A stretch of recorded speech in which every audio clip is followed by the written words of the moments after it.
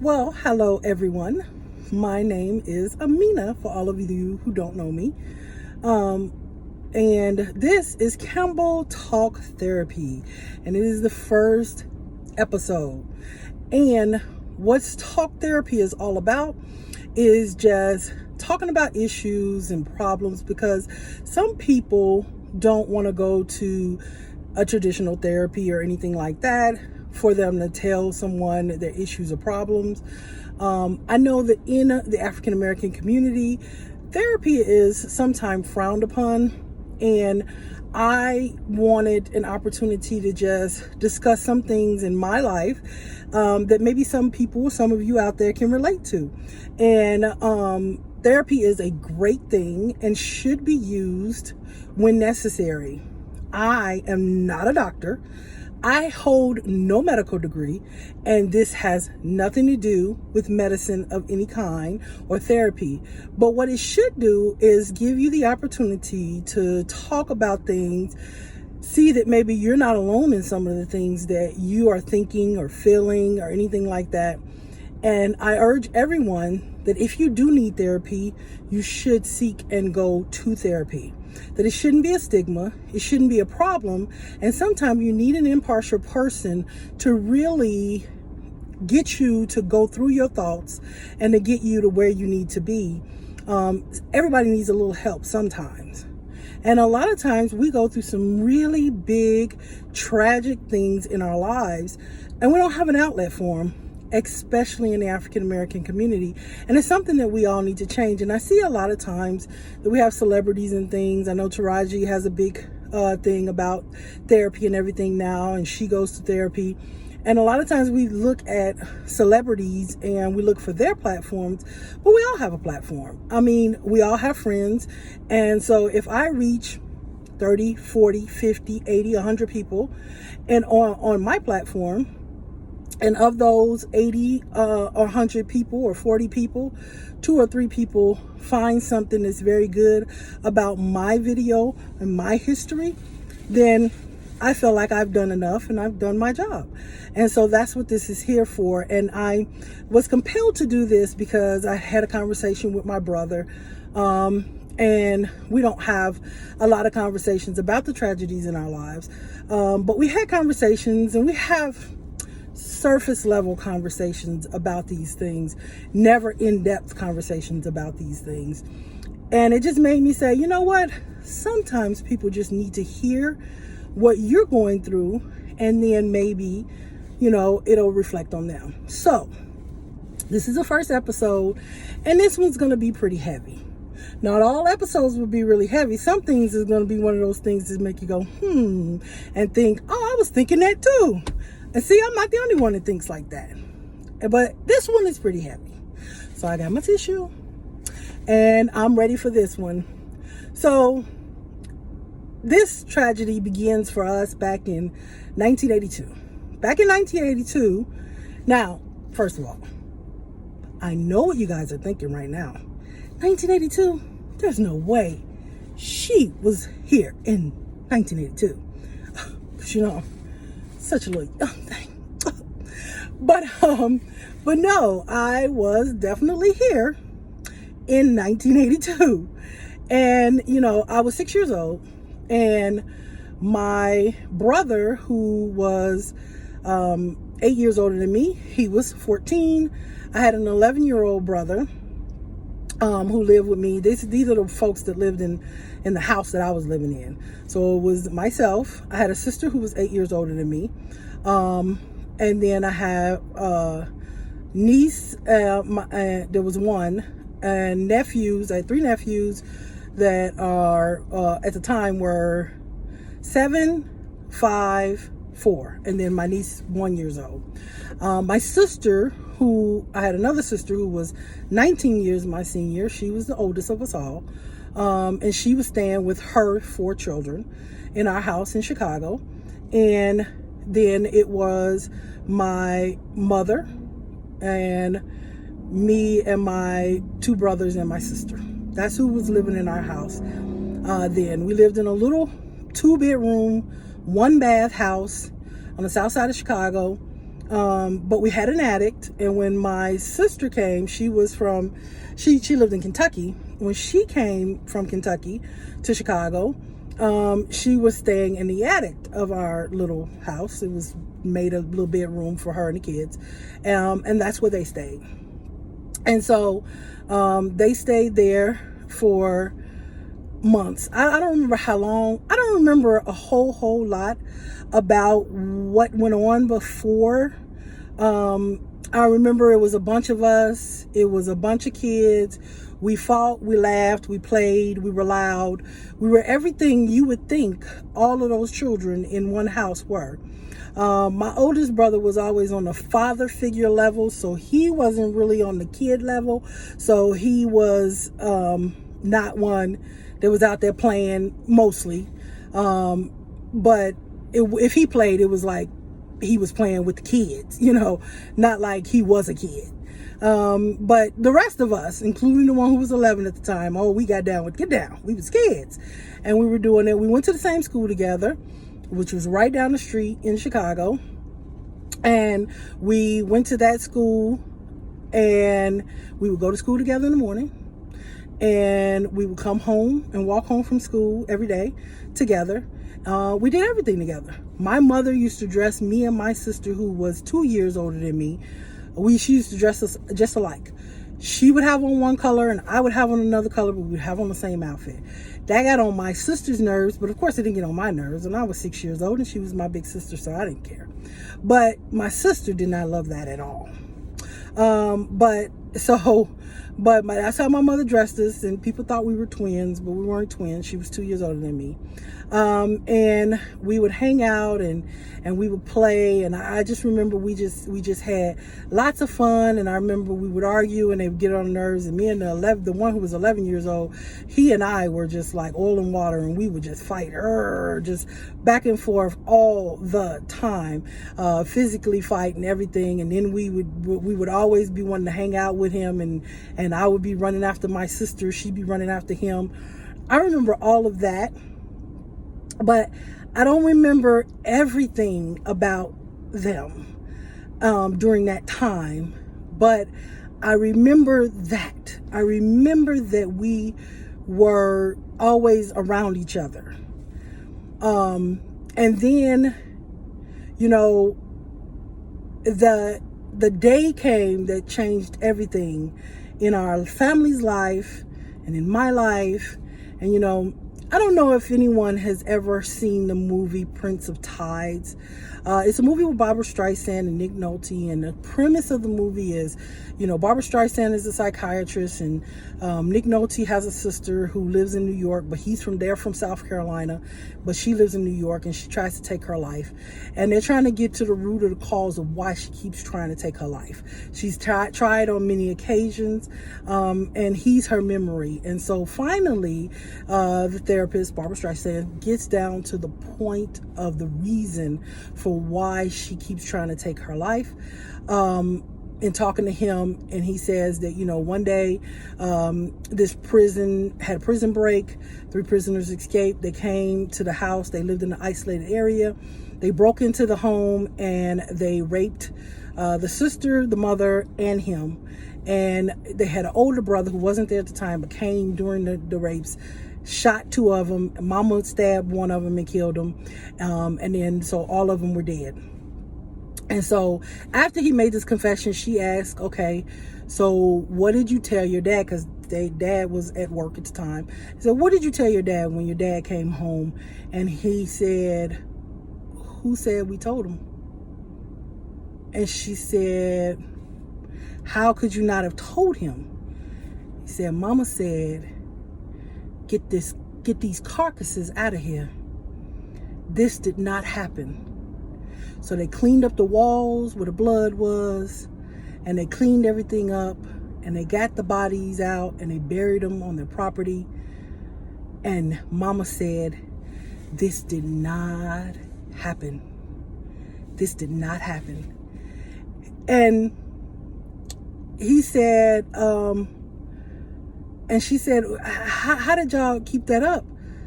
And it was just a matter of, it was what they had to do. But the next day, the sister tried to kill herself for the first time. So I felt like in my tragedy, in our tragedy that we experienced, that's what it felt like to me. This did not happen. It was as if it never happened. So everything was normal. Everything was regular as far as going on. Like I said, I don't remember everything that happened. I remember my brother making comments like on the day of December 17th, 1982, my sister Shara did this or she did that. But I don't remember that day. I can't tell you what was happening on that day. I imagine it was a day like every single other day that we had experienced in our lives. But on December 17th, 1982, we were a house full of children, a house full of everything that encompassed with a family that size, and a house full of hopes and dreams and imagination and hopes for the future and things that would occur in our lives and things that we just knew would happen on December 17th. We went to sleep at, I'm sure, the regular hour that we would go to sleep that night. But after that, our lives were never, ever the same again. I remember vividly at around 1 or 2 o'clock in the morning, somewhere in that wee hour, my brother, who was then 14 years old, waking me up. Now my mother, she worked nights, and so she worked the midnight to 8 shift. She worked at a restaurant that stayed open 24 hours, and she worked the midnight to 8 shift in the morning. So she was gone to work. My sister worked at nights, but she would get home usually around 1 or 2, I think, in the evening. But this particular night, she did not come home early. She went and stopped by a friend's house. So it was just us, and my 14-year-old brother was the oldest. The one who was 11 years old, he was at my grandmother's house because he stayed with my grandmother probably as much as he stayed at home, because he was very tight with my grandmother, and she lived right down the street. And so that's where he was. So he was not at the house that evening. It was just my brother, who was 14 at the time, myself, my sister, and then my oldest sister's children. And so we were all in the house. And I remember at around 1, 2 o'clock in the morning, somewhere in there, my brother woke us up. And he was shaking our feet. Get up, get up, get up, get up, get up, get up. Amina, get up. Shara, get up, get up, get up, get up. The house is on fire. The house is on fire. So this is what he's saying as he's shaking my feet to wake me. And so I remember we jumped up and we were startled and we grabbed each other's hands and ran out. And we ran into my mother's room because my sister said, we got to get mama. So we ran into mama's room, and we were in my mother's room, and we were screaming, mama, mama, mama, mama. And then I remembered, and I said, no, mama's not here. Mama's at work. And she said, oh yeah, mama's at work. She forgot that my mom was at work. So she said, okay, so we left out the room, and now my mother's room sat right by the door to go out. It was like around a little corner, and you go around the corner and you would go out the door. And she let my hand go, and I didn't know where she went because it was very dark in there. So I went looking for her, and I was calling for her, Shara, Shara. And I actually went into the fire because the fire originated in the kitchen. And the kitchen was to the right and going that way. And I went that way looking for Shara. So I went into the fire, and to the right of the kitchen, once you get to the kitchen door, to the right of the kitchen is where the bathroom was, the singular bathroom for the home. And in that bathroom were the steps to the attic. And that's where you would go up into the attic. And so I went that way, and I got to the kitchen, and I remember pushing the kitchen door open. And when I pushed the kitchen door open, it was hot. And I remember that heat hitting me. Whew, a heat like I never felt before. And I remember my hair got singed on this side. My hair was singed. But I didn't get burned. Nothing on me got burned. Just my hair got singed. And then I remember I turned back around. And when I turned back around, all I saw was darkness. Like I couldn't see my hand moving in front of my face. I saw nothing but darkness. But down a little ways, I seen a little light that was peeking. Like I could see a light. So I decided to go towards that light and try to get to that light. And as I'm doing that, I'm going out and I'm going towards the light, and I'm tripping and I'm falling over stuff and I'm hitting things. And you know, I finally got to the point, and I was so weak. I remember I was so weak I couldn't breathe. It was hard to breathe. It was really, really hard to breathe.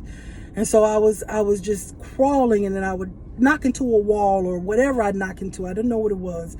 And I would hit it, and it was painful, but I kept crawling, and I kept crawling because I just said, I'm going to get to that light. I'm going to get to that light. And finally, after crawling what seemed like forever, I reached the light, and that was the light to the porch because the door was open. My brother had the door open, and I got to the porch. And once I got to the porch, I collapsed. Poof. On the porch. I didn't have anything else in me, and I could barely talk because I could barely breathe. And I was saying, my brother was out there, and he was running around the house. He kept running back and forth, and he kept screaming my sister's name, Shara, Shara, Shara. So I remember I started screaming, Shara, Shara. Now this is December 18th now, because December 17th we went to sleep, and it turned into December 18th, and that's when we woke up. And I heard him screaming, Shara, Shara. As I was collapsing, I was screaming, Shara, Shara. And I remember I had on the footy pajamas. They were red with the white on the sleeve, and the feet in them at the bottom with the scratchy stuff at the bottom of it. And I remember my sister had on the same pajamas, but I believe hers was a different color. I think hers was blue, but I know it was a different color than mine. I remember mine was red. And I laid on that porch, and I remember two women who were in a car that were sitting outside of the house, because by that time, so the ambulance was late. The fire department was late to get to the house because they said something about the address, but it had been quite a lot of people, neighbors, who had formed and who were trying to help us, and my brother had told them that we had children that were trapped. So a lot of people tried to help, but I don't know if everybody's familiar with Chicago, but Chicago had most people have bars on their windows in Chicago. I know it happens in New York too, but you know, in Chicago that's a big thing. So there were bars on the window. So people tried, and they broke windows, but there were bars and they just couldn't get in there. But so and two women came out of the car, and I remember they were in the Oldsmobile, and they put a coat on me, wrapped me in a coat. And I remember that coat was green and had the fuzzy hood, and they put me in their car, and that's where I stayed until the ambulance came, and they put me in an ambulance and they took me to the hospital. And I remember when I got in that ambulance, they put that nasal cannula in my nose, and that air kept shooting in my nose, and it was so annoying because it hurt because I couldn't breathe fast enough for that air to shoot in my nose. And I remember every chance I got, I yanked that thing out of my nose and so I can breathe, and then stick it back up in there when the people would come. And so I got to the hospital because at that point they put me in an ambulance and they put my brother in an ambulance. And we put in separate ambulance, and we went to the hospital, and I was in a room. And it was a room where he was there too, but we were separated by a curtain, I believe. But I think we stayed in that hospital for a day.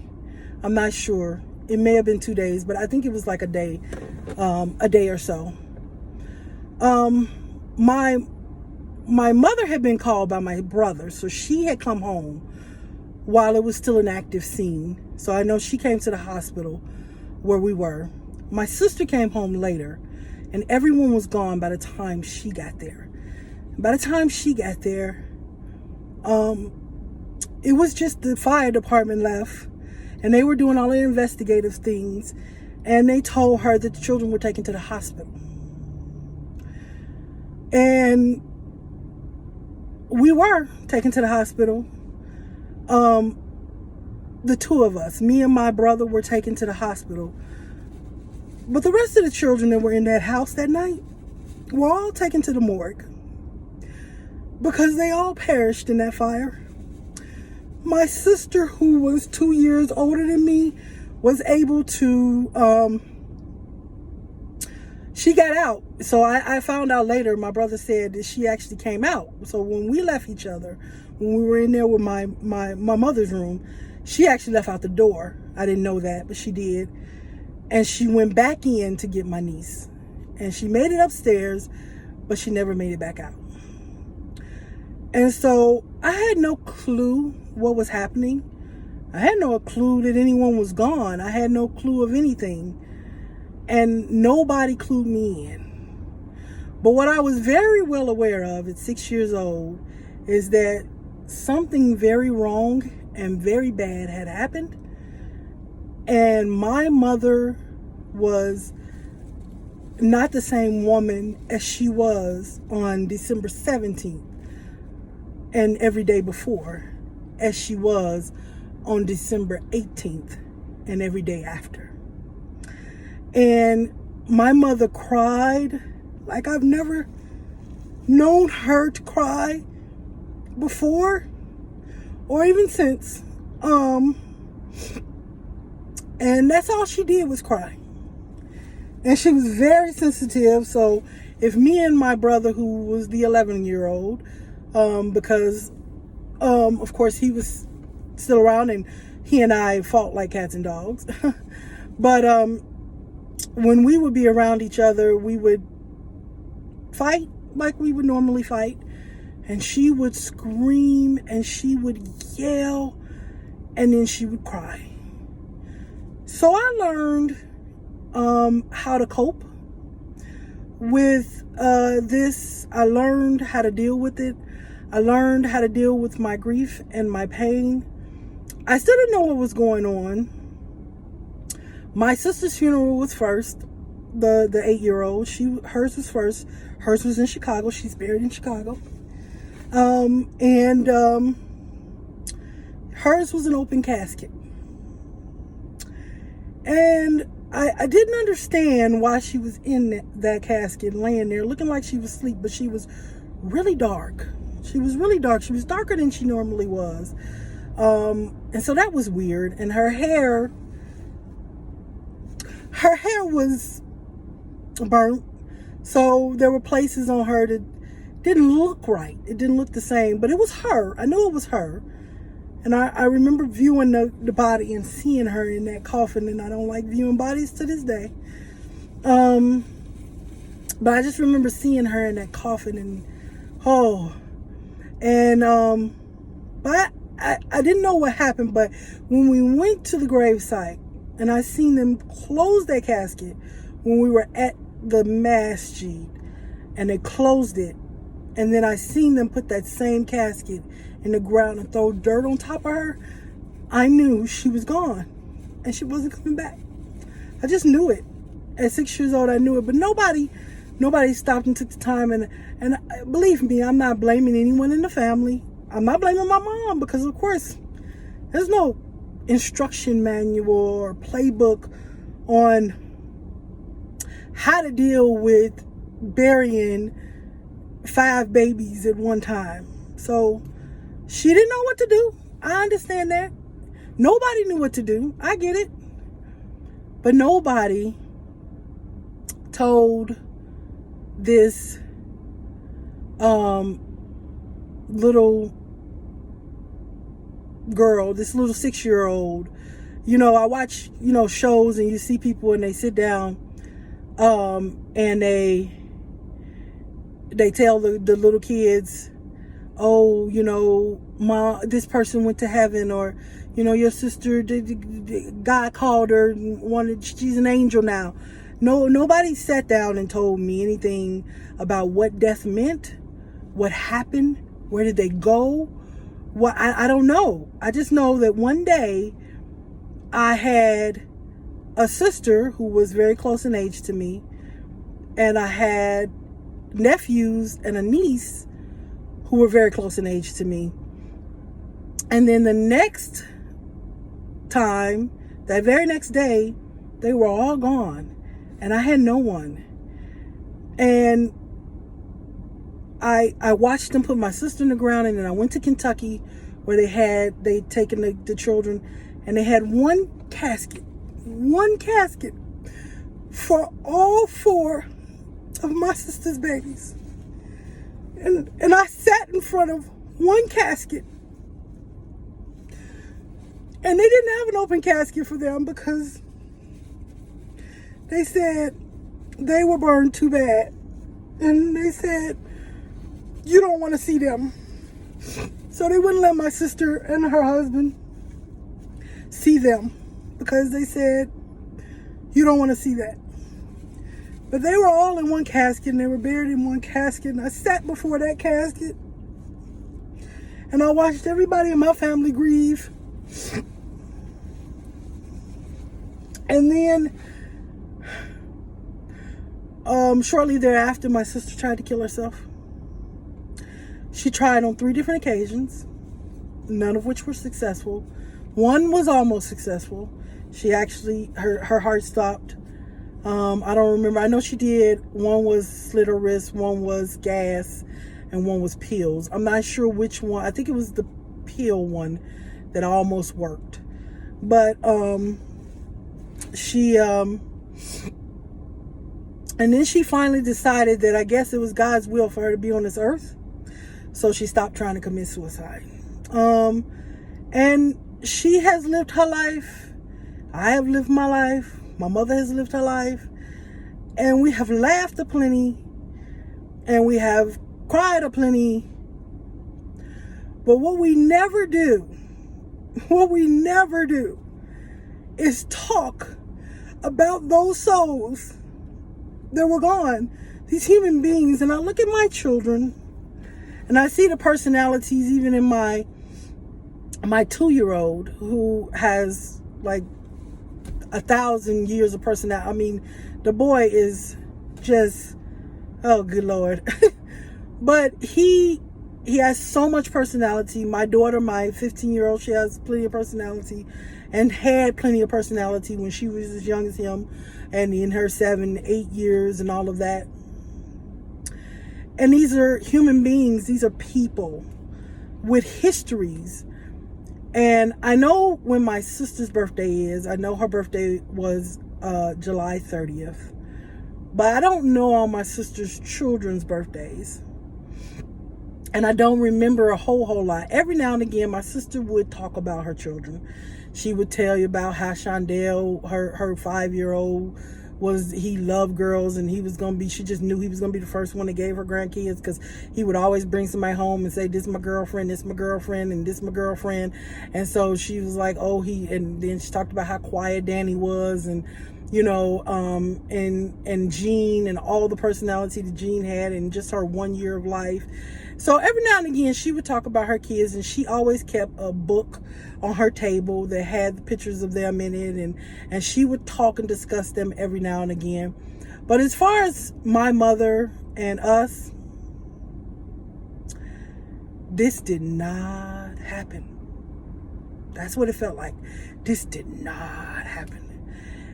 We had pictures. She had pictures of them. I had a brother that is 15 years older than me. He wasn't living in the house at the time because he was older, but he was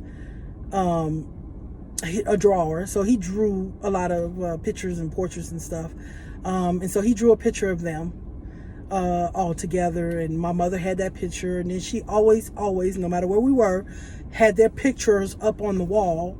And if somebody asked, who is that, and she'd tell them, no, that was my daughter or whatever. But as far as everything else, we did not talk about it. We did not process it. My brother, who was 14 at the time, carries the scars of that night like no other, because he feels guilty. He feels like he should have saved them. He feels like he did. And, you know, I always thought, you know, and I know it's nothing against him, and it's not a slight or anything for him. I always thought, because my sister always used to say, I wish that I could have just had one that survived. At least if I had one that survived, it would be something worth living for. If the baby girl had survived, or one of the boys had survived, and the baby girl had a crib that was downstairs that she could sleep in, and then one that was upstairs. But when she put them to bed, she put her to bed upstairs with her brothers rather than leave her downstairs. Had she left her downstairs, then my sister would have more than likely been alive, and so would the baby, because the crib that was downstairs was right near us, and we would have got her out, and she would have been out. I mean, even my brother would have got her out, because she would have been right there. But, you know, hindsight is 20/20, and she always used to say that. And, you know, with my brother, I just, you know, it's the pain that he feels for not being able to save any of them, but he saved me. I wouldn't be here if he hadn't saved me. And he saved himself. And so he and I are the lone survivors of that fire. We're the only ones who got out and lived.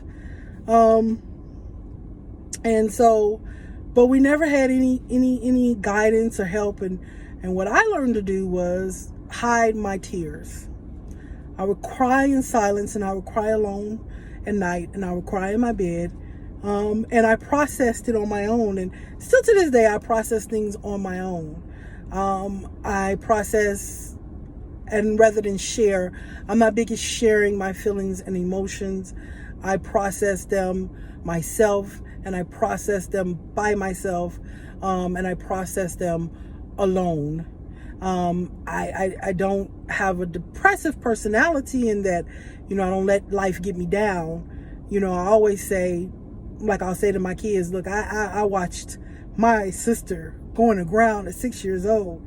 If it ain't death, you can get past it. I'm gonna need you to understand that we can get past life. But, you know, everybody processes things in different manners, in different ways. And that was huge in our lives. That was monumental. And we should have been in counseling. We should have been in therapy. We probably could still use it. I know my brother could use it.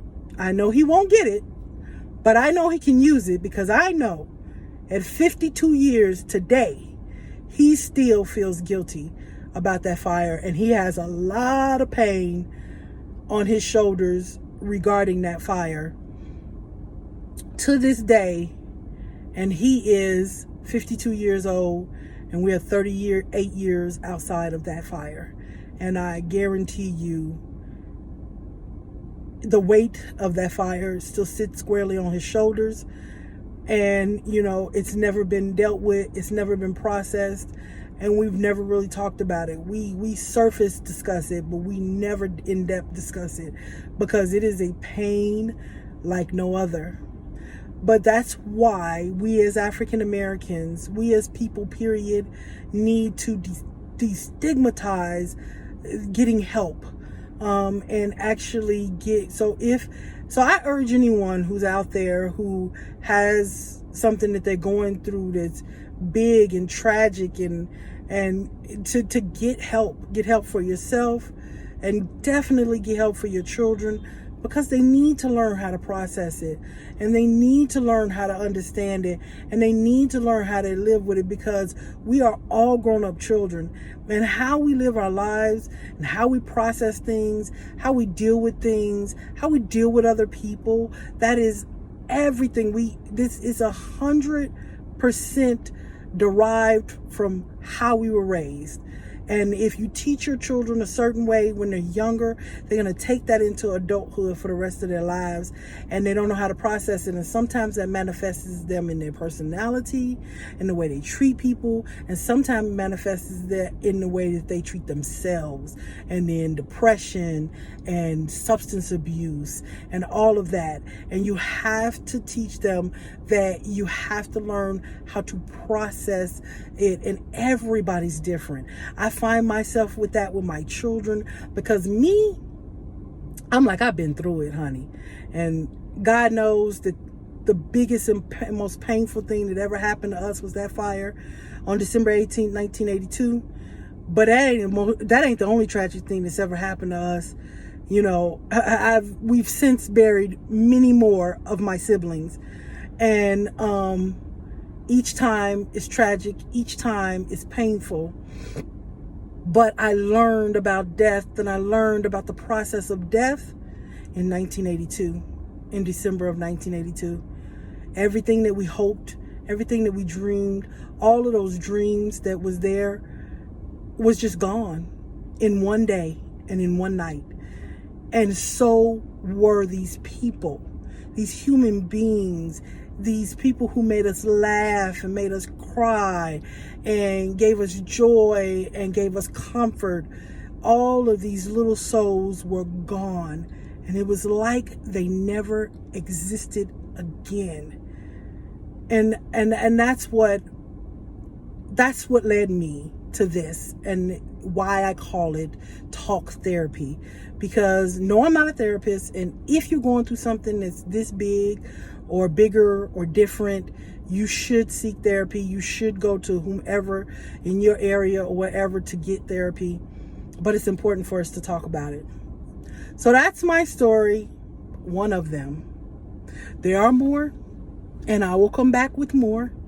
I'm in my car giving this whole thing because it's the only place I can get some peace and quiet for a good amount of time, because there's a whole lot of people in my house, and I am not going to be able to get through this and really have been able to have this conversation unless I had it in complete silence where it wasn't a possibility of interruption.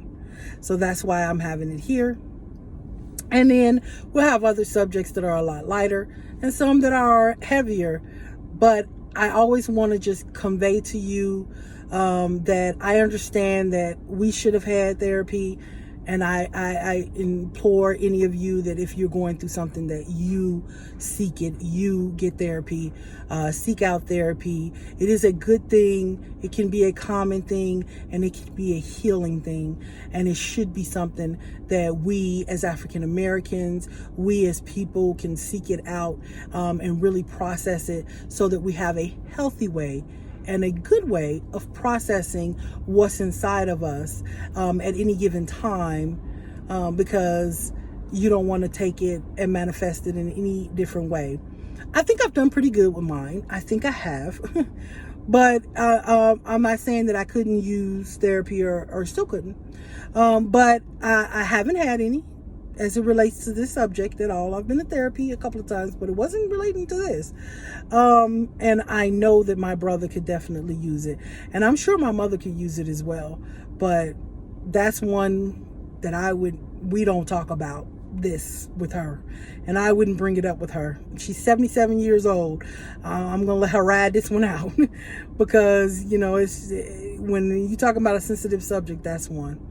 But I thank you all for your time. If you made it through this whole video and you listened to everything, I hope that it helped someone.